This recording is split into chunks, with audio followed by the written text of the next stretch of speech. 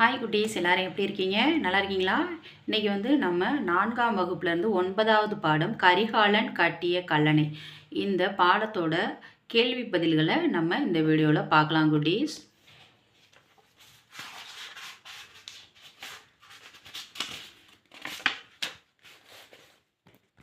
சரியான சொல் பழத்தை வந்து தேர்ந்தெடுத்து சொல்லியிருக்காங்க. அதை வந்து நம்ம பார்க்கலாம். இந்த பக்கம் வந்து பழங்கள் இருக்குது. பழங்களில் வந்து என்னென்ன கொடுத்துருக்காங்க அப்படின்னு பாருங்கள். மகிழ்ச்சி, துன்பம், ஆச்சரியம் தரும், மகிழ்வூட்டும், தகர்த்து, பயந்து, துன்பம், தந்திரம் அப்படின்னு சொல்லிட்டு பழங்களில் வந்து இந்த வார்த்தைகளை எழுதி வச்சுருக்காங்க. இந்த பக்கம் பார்த்திங்கன்னா 1வது கொஸ்டின் கொடுத்துருக்காங்க. துயரம் இச்சொல் குறிக்கும் பொருள் என்ன அப்படின்னு கேட்டிருக்காங்க. துயரம் அப்படின்னா என்ன? துன்பம். துயரம்னா துன்பம். வியத்தகு இச்சொல் குறிக்கும் பொருள் அப்படின்னு பார்த்தீங்கன்னா, வியத்தகு அப்படின்னு பார்த்தீங்கன்னா ஆச்சரியம் தரும். அதை வந்து ஒவ்வொரு இதுக்கும் அந்த அம்புக்குறியை போட்டு அப்படியே குறிச்சிருங்க. முறியடித்தது, முறியடித்தது அப்படின்னா என்ன? தகர்த்தது. தகர்த்தது. முறியடித்தது அப்படின்னா தகர்த்தது. சூழ்ச்சி அப்படின்னு பார்த்தீங்கன்னா என்ன? சூழ்ச்சினா தந்திரம். சூழ்ச்சினா என்ன? தந்திரம்.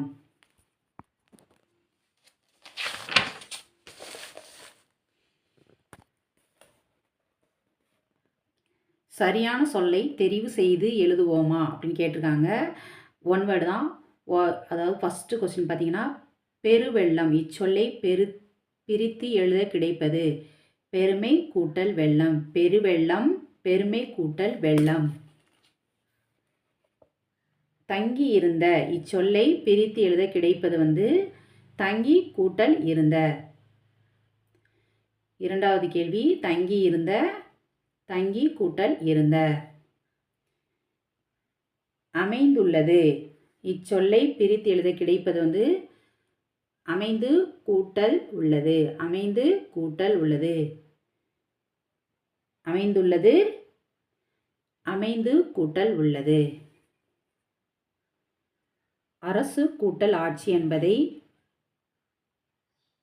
சேர்த்து எழுத கிடைக்கும் சொல் அரசாட்சி. அரசு கூட்டல் ஆட்சி, அரசாட்சி.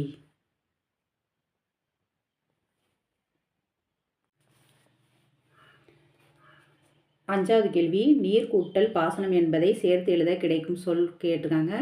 நீர்ப்பாசனம். நீர் கூட்டல் பாசனம், நீர் கூட்டல் பாசனம், நீர்ப்பாசனம்.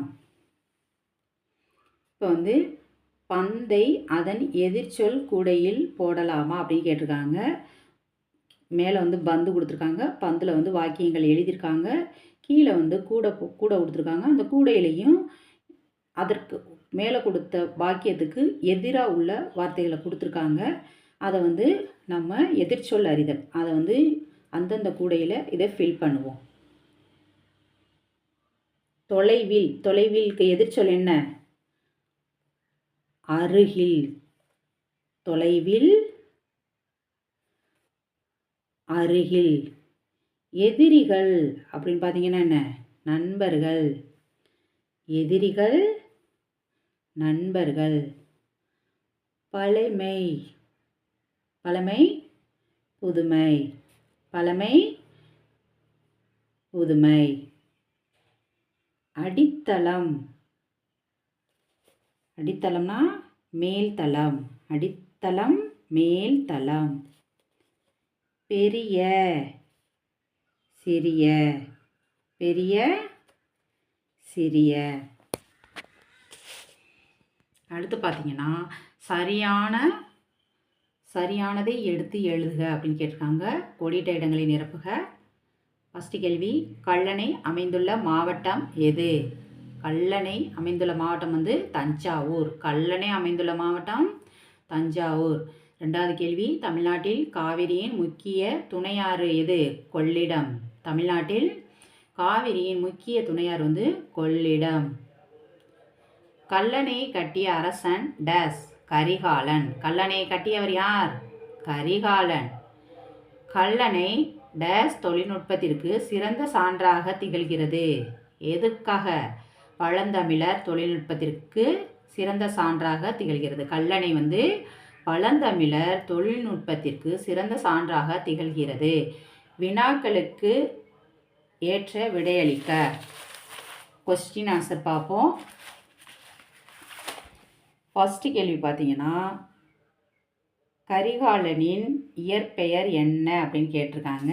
கரிகாலனின் இயற்பெயர் வளவன் என்பதாகும். கரிகாலனின் இயற்பெயர் என்ன? வளவன் என்பதாகும். ரெண்டாவது கேள்வி, கரிகாலன் என்று பெயர் வர காரணம் என்ன அப்படின்னு கேட்டிருக்காங்க. இளம் வயதில் இவருக்கு ஏற்பட்ட தீ விபத்தின் காரணமாக கரிகாலன் என்று பெயர் வந்தது. கரிகாலன் என்று பெயர் வர காரணம் என்ன? இளம் வயதில் இவருக்கு ஏற்பட்ட தீ விபத்தின் காரணமாக கரிகாலன் என்று பெயர் வந்தது. அடுத்து மூன்றாவது கேள்வி பார்த்தீங்கன்னா, கரிகாலன் கல்லணையை கட்ட காரணம் என்ன அப்படின்னு கேட்டிருக்காங்க. பக்கம் எண் 61ல்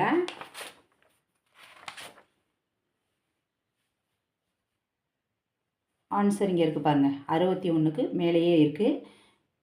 காவிரியில் அடிக்கடி பெருவெள்ளம் வரும். ஆனால் அந்த நீர் எதற்கும் பயன்படாமல் கடலுக்கு சென்றுவிடும்.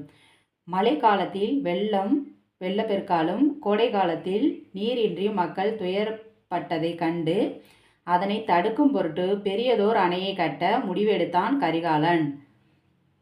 கரிகாலன் கல்லணையை கட்டுவதற்கான காரணம் இதுதான்.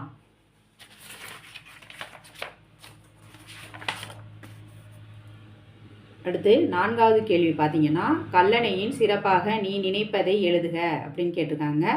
கல்லணையோட சிறப்பை பற்றி நீ எழுது அப்படி சொல்லியிருக்காங்க. பக்கம் எண் 61ல் பேஜ் நம்பர் 61ல் மேலே இருக்குது.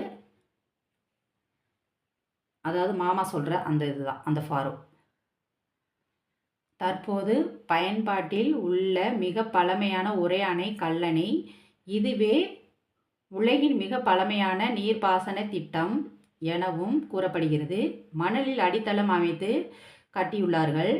இது பழந்தமிழரின் கட்டுமான திறனுக்கு சான்றாகும். இது இன்று வரை வியத்தகு சாதனையாக உள்ளது. இதான் நான்காவது கேள்விக்கு ஆன்சர்.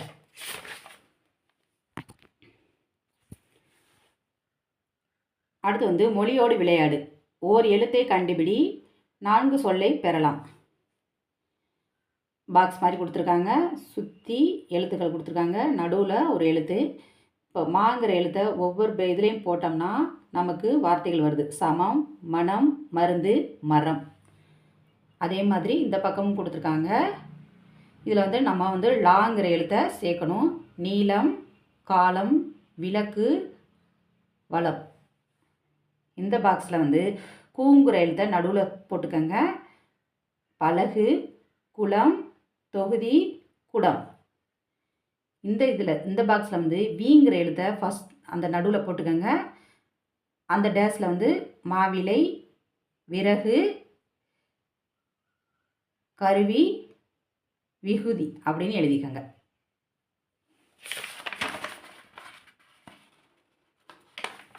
அவ்வளோதான் குட்டீஸ்.